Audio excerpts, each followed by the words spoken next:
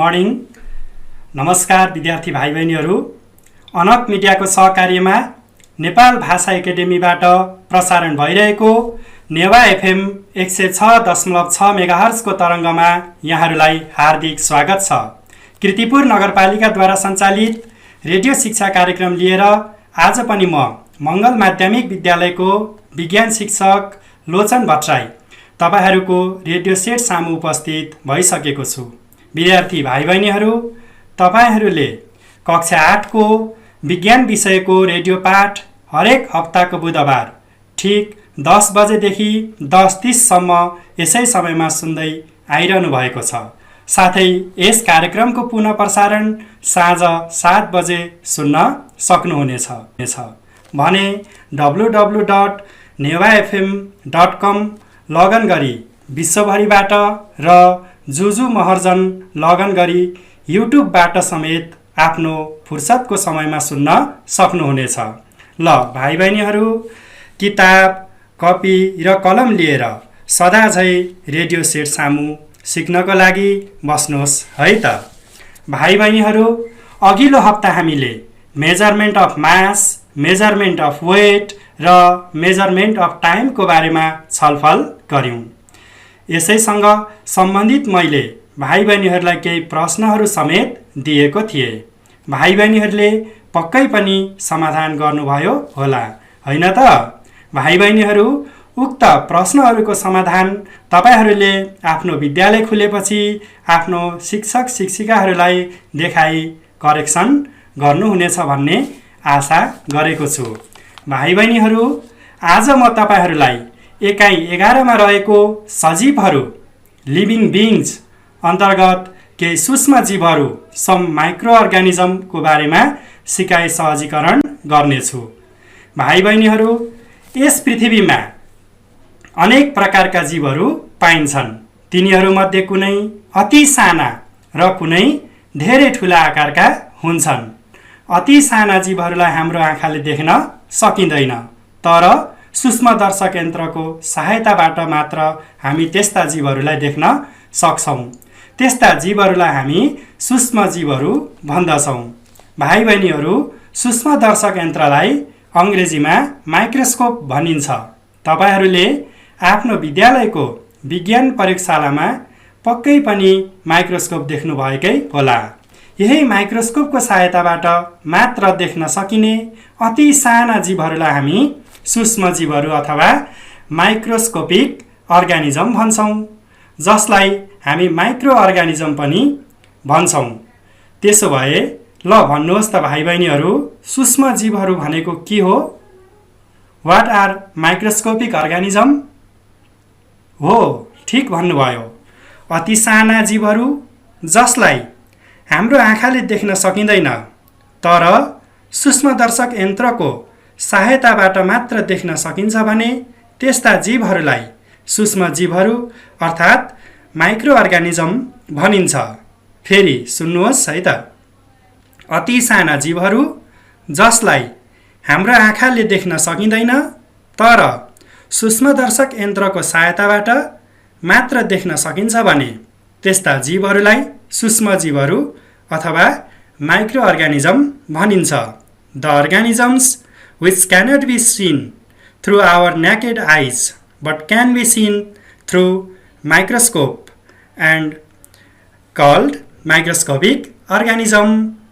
The organism which cannot be seen through our naked eyes but can be seen through microscope are called microscopic organism. भाइ बहिनीहरू, यस एकाइमा हामी यस्तै सूक्ष्म जीवहरू microscopic organism मध्ये bacteria, virus र फन्जाइको बारेमा अध्ययन गर्नेछौँ। पहिलो खण्डमा हामी ब्याक्टेरियाको बारेमा अध्ययन गर्न गइरहेका छौँ। भाइ बहिनीहरू, ब्याक्टेरिया भनेको अति सूक्ष्म एक कोषीय जीव हुन्। ब्याक्टेरिया भनेको अति सूक्ष्म एक कोषीय जीव हुन्। Bacteria are the smallest and single celled micro organism. Bacteria are the smallest, primitive and single cell microorganism. ब्याक्टेरियालाई सर्वप्रथम सन् 1676मा 1676मा एन्टोन भान ल्युवेनहकले पत्ता लगाएका हुन्। भाइ बहिनीहरू, ब्याक्टेरियालाई कसले पत्ता लगाएका रहेछन् त? 1676मा एन्टोन भान ल्युवेनहकले पत्ता लगाएका रहेछन्। भाइ बहिनीहरू, अब म तपाईहरूलाई ब्याक्टेरियाका केही गुणहरू वा विशेषताहरू, क्यारेक्टरिस्टिक्स अफ ब्याक्टेरियाको बारेमा प्रश्न पार्न गइरहेको छु। ल ध्यान दिएर सुन्नुहोस् र बुदागत रूपमा टिप्दै पनि जानुहोस् है त। 1 नम्बरमा छ वासस्थान, जसलाई हामी ह्याबिट्याट भन्दछौँ। वासस्थान वा ह्याबिट्याट भन्नाले ती सूक्ष्म जीवहरू कहाँ कहाँ बस्छन् भन्ने कुरा बुझ्नु पर्दछ। भाइ बहिनीहरू, ब्याक्टेरिया हावा, पानी, माटो, जन्तु, बोट बिरुवामा बाँच्न सक्दछन्। पृथ्वीको प्राय सबै भागमा ब्याक्टेरिया बाँच्न सक्दछन्। भाइ बहिनीहरू, रोचक कुरा त यो छ कि ब्याक्टेरियाहरू कुनै अति चिसो बरफमा त कुनै उम्लिएको पानीमा पनि बाँच्न सक्दछन्। The amazing fact is that some bacteria can survive in extremely cold ice whereas the some in boiling water। र दोस्रो विशेषता छ आकार अथवा size.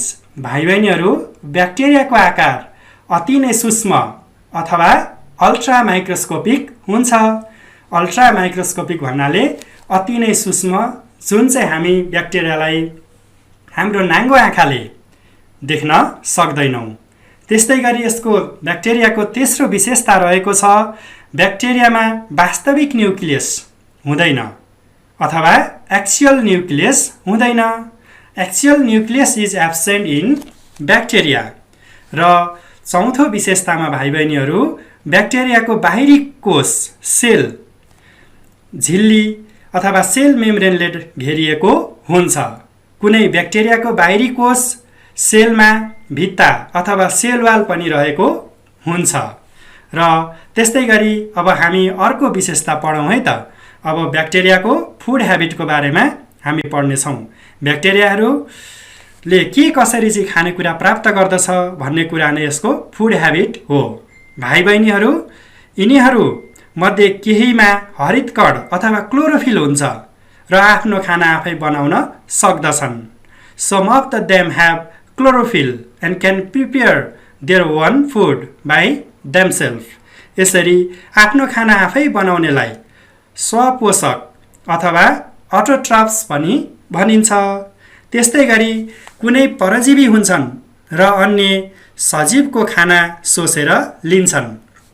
Some are parasites and hence absorb nutrients from other living beings। यसरी आफ्नो खानाको लागि अरू जीवमा भर पर्ने भएकोले यिनीहरूलाई परजीवी प्यारासाइट पनि भनिन्छ।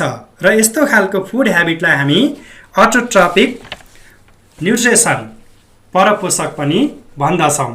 त्यसै गरी भाइ बहिनीहरू, कुनै कुनै ब्याक्टेरिया त मरेका तथा सडे गलेका वस्तु डेड एन्ड डिकेइङ अर्ग्यानिक म्याटरहरूलाई खाएर खाना प्राप्त गर्दछन्, जसलाई हामी मृतोपजीवी अथवा मृतोपजीवी सेप्रोफाइटिक भन्दछौँ। मृत शरीरलाई आहार बनाउने भएकोले यसलाई मृतोपजीवी भनिएको हो। भाइ बहिनीहरू, तपाईहरूलाई यो पनि थाहा भयो कि कुनै ब्याक्टेरिया सेप्रोफाइटिक पनि हुने रहेछन्, अर्थात् some bacteria are saprophytic which gain food from dead and decaying organism। भाइ बहिनीहरू, यसरी ब्याक्टेरियालाई मोड अफ न्युट्रिसन अथवा खाना प्राप्त गर्ने आधारमा 3 भागमा विभाजन गरिएको रहेछ। समग्रमा आफ्नो खाना आफै बनाउनेलाई अटोट्रप्स अथवा स्वपोषक भनिन्छ भने खानाको लागि अन्य जीवमा भर पर्नेलाई हेटेरोट्रप्स अथवा परपोषक भनिन्छ। अनि तेस्रो नम्बरमा रहेको छ सेप्रोफाइट्स अथवा मृतोपजीवी, जसले सडेगलेका वा मृत जीव डेड एन्ड डिकेइङ अर्ग्यानिजमलाई खानाको रूपमा प्रयोग गर्दछन्। र भाइ बहिनीहरू, अब अर्को विशेषता रहेको छ रिप्रोडक्सन। ब्याक्टेरियाहरूले कसरी रिप्रोडक्सन गर्छन् त अथवा कसरी प्रजनन गर्छन् भन्ने बारेमा अब छलफल गरौँ है त। भाइ बहिनीहरू, ब्याक्टेरियाले अमैथुनिक प्रक्रिया एसेक्सुअल मेथडबाट रिप्रोडक्सन गर्छ, जसमा एउटा ब्याक्टेरिया वयस्क अथवा म्याच्योर्ड भएपछि टुक्रिएर दुईवटा नयाँ ब्याक्टेरियाहरू बन्छन्। फेरि ती दुईवटा ब्याक्टेरिया म्याच्योर्ड भएपछि अथवा वयस्क भएपछि टुक्रिएर 2 बाट 4 हुँदै धेरै सङ्ख्यामा ब्याक्टेरियाहरू जन्मन्छन्। यस्तो खालको टुक्रिएर नयाँ जीव बन्ने प्रजननलाई रिप्रोडक्सनलाई फिसन भनिन्छ। अर्थात् ब्याक्टेरियाको अथवा ब्याक्टेरियाले अमैथुनिक प्रजनन प्रक्रिया फिसनबाट रिप्रोडक्सन गर्ने रहेछ। Bacteria reproduce asexually by fission. भाइ बहिनीहरू, यस छलफलबाट हामीले ब्याक्टेरियाको गुण वा विशेषताहरूको बारेमा जानकारी प्राप्त गर्यौं। भाइ बहिनीहरू, ल भन्नुहोस् त, ब्याक्टेरियाका गुण क्यारेक्टरहरू के रहेछन् त? सम्झनुहोस् त एकचोटि। हो, ठिक भन्नुभयो। समग्रमा भन्दाखेरि ब्याक्टेरियाका क्यारेक्टरहरू अथवा गुणहरू विशेषताहरू निम्नलिखित छन्। ब्याक्टेरिया हावा, पानी, माटो, खाना तथा सजीवको शरीर लगायत जहाँ तहीँ पाइन्छ। They are found everywhere in air, water, soil, food, inside the bodies of living beings. त्यस्तै गरी दोस्रो नम्बरमा छ ब्याक्टेरियाहरू अति नै सूक्ष्म हुन्छन् अथवा दे आर माइक्रोस्कोपिक अर्गानिजम। त्यस्तै गरी हामी तेस्रो नम्बरमा भन्न सक्छौँ ब्याक्टेरियामा वास्तविक न्युक्लियस हुँदैन अथवा actual nucleus is absent in bacteria. र भाइ बहिनीहरू, चौथो नम्बरमा छ कुनै ब्याक्टेरियाको बाहिरी कोष झिल्लीले घेरेको हुन्छ अथवा सेल मेम्ब्रेनले घेरेको हुन्छ भने कुनैको कोष भित्ताले अथवा सेल वालले घेरेको हुन्छ। The body of some bacteria is covered by cell membranes whereas the some are covered by cell wall. Most bacteria are saprophytic, but some are autotrophs, and some bacteria also show heterotrophic nutrition. धेरै जसो ब्याक्टेरियाहरू मृतपोजीवी अथवा स्याप्रोफाइटिक हुन्छन्, तर केही ब्याक्टेरियाहरू अटोट्रफ्स अथवा सपोषक हुन्छन् भने भाइ बहिनीहरू अन्य केही ब्याक्टेरियाहरू परपोषक पनि हुन्छन्। त्यस्तै गरी 6औं नम्बरमा रहेको छ ब्याक्टेरियाले अमैथुनिक प्रक्रियाबाट प्रजनन गर्दछ। They reproduce asexually by fission. यसरी भाइ बहिनीहरू हामीले ब्याक्टेरियाका केही महत्त्वपूर्ण गुण अथवा क्यारेक्टरको बारेमा जानकारी प्राप्त गर्यौं। अब म भाइ बहिनीहरूलाई ब्याक्टेरियाको प्रकार टाइप्स अफ ब्याक्टेरियाको बारेमा छोटो जानकारी दिन गइरहेको छु। भाइ बहिनीहरू, ब्याक्टेरियाहरू विभिन्न आकारका हुन्छन्। आकार अथवा सेपको आधारमा ब्याक्टेरियाहरूलाई हामी 4 प्रकारमा विभाजन गर्न सक्छौं। On the basis of shape there are 4 types of bacteria. र 1 नम्बरमा रहेको छ कोकस अथवा स्फेरिकल ब्याक्टेरिया। हामी यो कोकस ब्याक्टेरियालाई स्फेरिकल ब्याक्टेरिया पनि भन्छौं। गोलाकार अथवा स्फेरिकल आकारका ब्याक्टेरियालाई कोकस और स्फेरिकल ब्याक्टेरिया भनिन्छ। स्टाफाइलोकोकस, डिप्लोकोकी आदि कोकस अथवा स्फेरिकल ब्याक्टेरियाका केही उदाहरणहरू हुन्।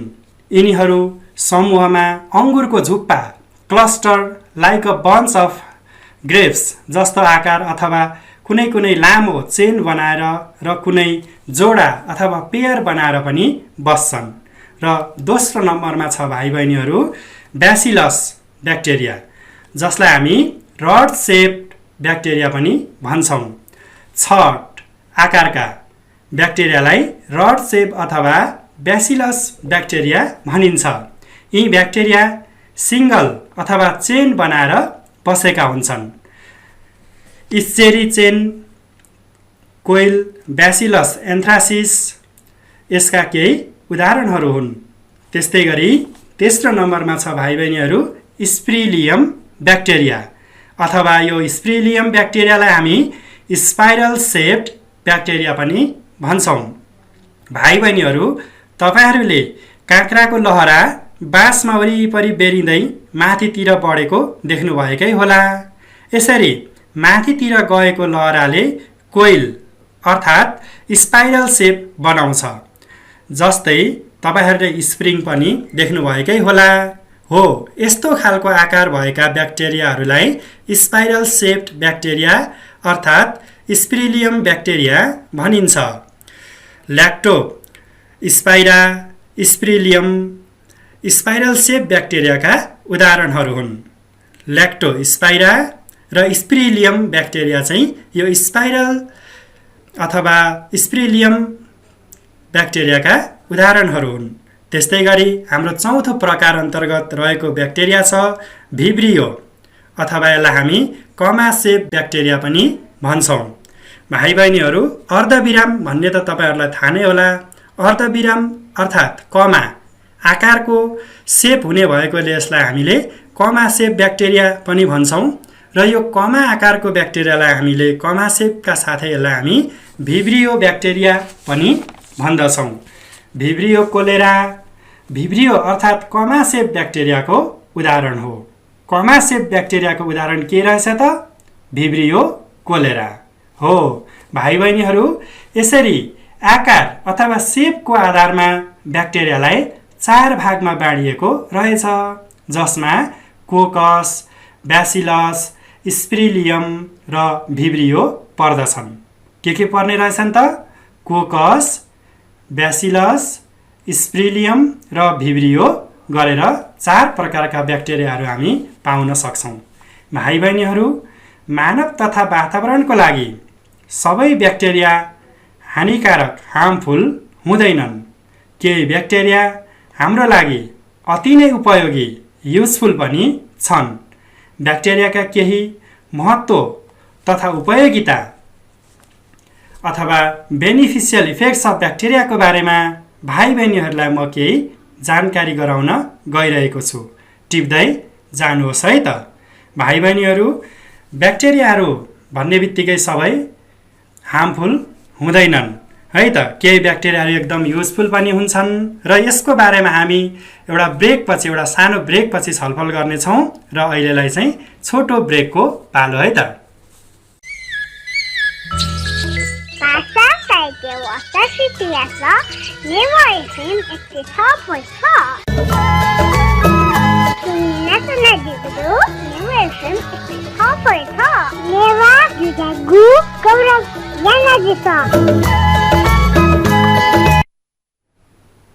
भाइ बहिनीहरू, यो छोटो ब्रेकपछि पुनः स्वागत गर्दछु नेवा एफएम 106.6 मेगाहर्जको यो रेडियो शिक्षा कार्यक्रममा। भाइ बहिनीहरूलाई आज मैले कक्षा 8 को विज्ञान विषयको लिभिङ बिङ्स अथवा सजीवहरू अन्तर्गतको ब्याक्टेरिया पाठमा ब्याक्टेरियाको बारेमा, यसका विशेषताहरू र यसका फाइदा तथा बेफाइदाहरूको बारेमा बताउँदैछु। भाइ बहिनीहरू, यो ब्रेक अगाडि हामीले ब्याक्टेरिया सबै हानिकारक हुँदैनन्, केही ब्याक्टेरियाहरू अति नै युजफुल पनि हुन्छन् भन्ने कुरा हामीले जान्यौँ र यसरी ब्याक्टेरियाहरू हानिकारक मात्र नहुने, युजफुल अथवा फाइदाजनक पनि हुने भन्ने कुरा हामीले बुझेपछि यसका फाइदाहरू के रहेछन् त? ब्याक्टेरियाले हाम्रो दैनिक जीवनमा के कस्ता फाइदाहरू चाहिँ गराएको छ भन्ने बारेमा म केही कुरा राख्न गइरहेको छु। भाइ बहिनीहरू, यो ब्याक्टेरियाले हाम्रो कृषि कार्यमा पनि धेरै ठुलो भूमिका खेलेको हुन्छ। रोल इन एग्रिकल्चर, जस्तै एग्रिकल्चरमा हामीले यसको ब्याक्टेरियालाई चाहिँ नेचर स्क्याभेन्जरको रूपमा पनि प्रयोग गर्न सक्छौँ। भाइ बहिनीहरू, ब्याक्टेरियालाई प्रकृतिको स्क्याभेन्जरको रूपमा पनि लिइन्छ, किनकि ब्याक्टेरियाले मरेका तथा सडै गलेका जीव जन्तुलाई टुक्र्याएर अथवा डिकम्पोज गरेर माटोमा मिलाई वातावरण सफा राख्न सहयोग गर्दछ। त्यसैले यसलाई नेचर्स स्क्याभेन्जरको रूपमा अथवा प्राकृतिक शुद्धता अथवा प्रकृतिलाई चाहिँ एकदम सफा र स्वच्छ बनाउने एजेन्टको रूपमा पनि हामी लिन सक्छौँ।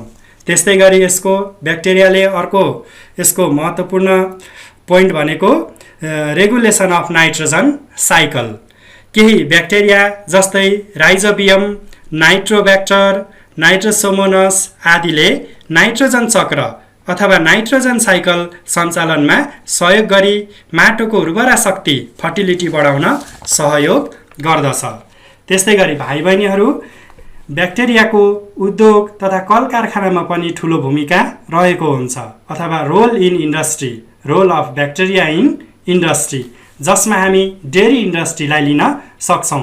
जस्तै डेरी इन्डस्ट्रीमा दुधलाई दही बनाउन, कर्डिङ अफ मिल्क, नुहाउने बनाउन, चिज मेकिङको लागि समेत ब्याक्टेरियाको महत्त्वपूर्ण भूमिका रहेको छ, जसमा ल्याक्टोब्यासिलस ब्याक्टेरियाले चाहिँ के गर्छ त भाइ बहिनीहरू, दुधलाई दहीमा परिणत गर्ने कार्य गर्दछ, ल्याक्टोब्यासिलस ब्याक्टेरिया।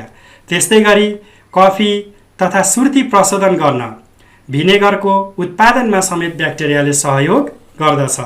र भाइ बहिनीहरू, अर्को महत्त्वपूर्ण उपयोगिता त के छ भने ब्याक्टेरियाबाट हामी भिटामिन समेत प्राप्त गर्दछौँ। ब्याक्टेरियाले विभिन्न प्रकारका भिटामिन्सहरू पनि उत्पादन गर्छ, जुन हाम्रो लागि निकै नै लाभदायक हुन्छ। जस्तै ब्यासिलस मेगाथेरियम नामक ब्याक्टेरियाले भिटामिन B12 बनाउँछ। यसरी भाइ बहिनीहरू, हाम्रो जीवनमा ब्याक्टेरियाको धेरै नै महत्त्व रहेछ भन्ने त हामीलाई थाहा भयो। यसका साथै केही ब्याक्टेरियाका केही हानिकारक गुणहरू समेत रहेका छन्। हानिकारक गुण अथवा हार्मफुल इफेक्ट्स अफ ब्याक्टेरियाको बारेमा पनि हामीले जानकारी लिनुपर्ने हुन्छ।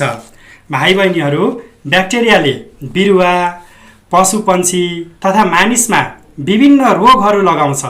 मानिसमा लाग्ने हैजा, निमोनिया, झाडा पखाला, टाइफाइड आदि रोगहरू ब्याक्टेरियाकै कारणले गर्दा लाग्छ। त्यस्तै गरी ब्याक्टेरियाले धान, मकै, आलु जस्ता बालीलाई समेत नाश गर्दछ। त्यस्तै अर्को रहेको छ, कुनै कुनै ब्याक्टेरियाले दुध, मासु, फलफुल तथा अन्य खानेकुरालाई समेत कुहाउने अथवा स्पोइल गराउने गर्दछ। यो त भाइ बहिनीहरूलाई थाहा भएकै कुरा होला। भाइ बहिनीहरू, तपाईँहरूले घरमा खानेकुरा अथवा मासु पकाएर अथवा काँचै केही दिन राखिसकेपछि त्यो कुहिने अथवा कुहिएको गन्ध त्यहाँबाट आउँछ। यो के कारणले रहेछ त? ब्याक्टेरियाकै कारणले रहेछ। त्यस्तै गरी भाइ बहिनीहरू, कुनै ब्याक्टेरियाले त फुड पोइजनिङ पनि गराउँछ। यसरी भाइ बहिनीहरू, कुनै ब्याक्टेरिया हाम्रो लागि फाइदाजनक छन् भने कुनै ब्याक्टेरिया खतरापूर्ण अथवा हार्मफुल पनि रहेछन्। ल त भाइ बहिनीहरू, आजको हाम्रो निर्धारित समय सकिने लागेको छ र अब आजको हामीले अध्ययन गरेको पाठसँग सम्बन्धित केही प्रश्नहरू टिप्नुहोस् है त। प्रश्न नम्बर 1, ब्याक्टेरिया भनेको के हो? What are bacteria? ब्याक्टेरियाका कुनै 4 वटा विशेषताहरू लेख्नुहोस्। Right any 4 characteristics of bacteria. Bacteria भनेको के हो? ब्याक्टेरियाका कुनै 4 वटा विशेषताहरू लेख्नुहोस्। त्यस्तै गरी प्रश्न नम्बर 2 मा ब्याक्टेरियाको नामाङ्कित सफा चित्र कोर्नुहोस्। भाइ बहिनीहरू, तपाईँहरूको किताबमा ब्याक्टेरियाको नामाङ्कित चित्र दिएको छ, त्यसलाई आफ्नो कपीमा बारम्बार प्र्याक्टिस गर्नुहोस् है त। Draw well label diagram of bacteria. र अन्तिम नम्बरको प्रश्न नम्बर 3 मा रहेको छ, ब्याक्टेरियाको उपयोगिता तथा हानिकारक असरको बारेमा लेख्नुहोस्। ब्याक्टेरियाको उपयोगिता तथा हानिकारक असरको बारेमा लेख्नुहोस्। Right about useful and harmful effects of bacteria. Right about useful and harmful effects of bacteria. ल त भाइ बहिनीहरू, आजको निर्धारित समय सकिएको छ। कार्यक्रम सुनिदिनु भएकोमा तपाईँहरूलाई धेरै धेरै धन्यवाद दिँदै आजको यस कार्यक्रमबाट म बिदा चाहन्छु। प्रविधिमा साथ दिनुहुने भाइलाई पनि धेरै धेरै धन्यवाद। हस्त तपाईँहरूको दिन शुभ रहोस्।